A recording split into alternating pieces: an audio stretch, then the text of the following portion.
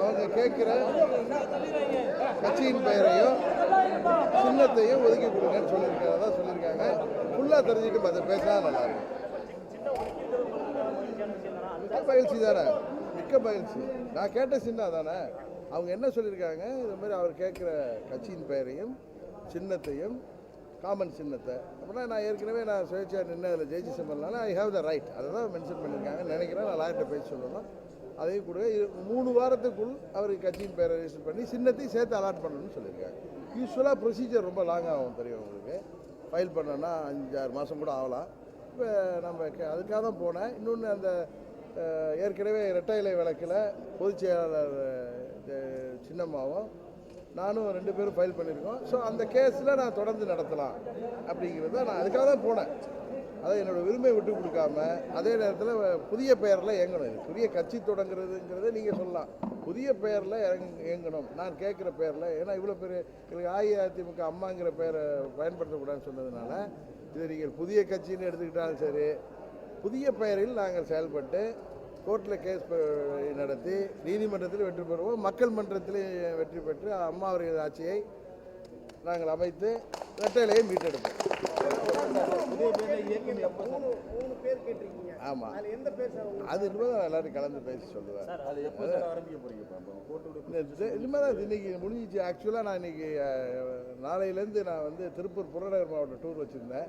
இப்போ எங்களுக்கு ப்ரொசீஜர்ஸ் இருக்கிறதுனால நான் இன்றைக்கி சென்னைக்கு போகிறேன். அந்த கூட்டத்தெல்லாம் கொஞ்சம் போஸ்ட்போன் பண்ணிவிட்டு போகிறேன். அங்கே இதுக்கு கொஞ்சம் இதெல்லாம் இருக்குல்ல, ஃபைல் பண்ணுறதுக்கு எல்லாம் நான் தான் போய் தயார் பண்ணணும்.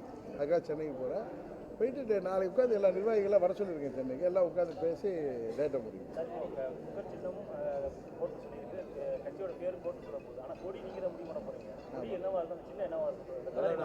அதை இப்போ அது கொடி அதை நாங்கள் அறிவிக்கிறோம் எல்லார்கிட்டையும்.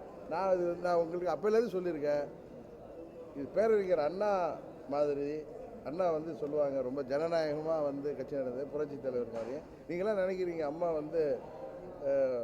இதாக இருப்பாங்க. நான் எல்லார்கிட்டையும் பேசிவிட்டு அவங்க ஸ்ட்ராங்காக முடிவெடுப்பாங்க. அதேமாதிரி எல்லாரோடையும் கலந்து பேசி இன்னும் நாங்கள் கட்சி கொடிகள்லாம் இன்னும் ஃபைனலைஸ் பண்ணலை. எல்லாம் ஃபைனலைஸ் பண்ணிவிட்டு எல்லாத்தையும் அறிவிக்க போகிறேன்னா ஒரு டைம் ஏதாவது இன்னும் தேதி இல்லை எதுக்கு 3 வாரத்தில் தான் எங்களுக்கு கொடுக்க சொல்லியிருக்காங்க. நான் நாளைக்கே கூட அறிவிக்கலாம். அது இல்லை, நான் இன்னைக்கு சென்னையில் போய் பேசிட்டு டேட்டை சொல்ல போகிறேன்.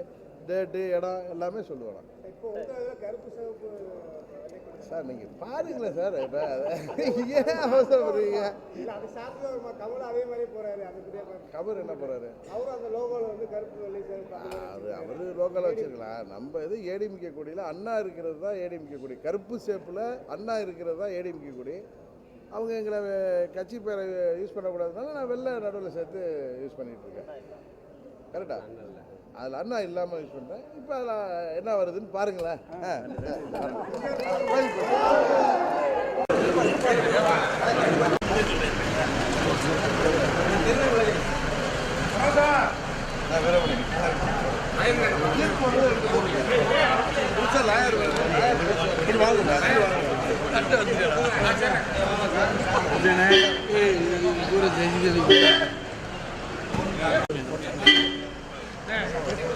பார்த்து கையெழுமா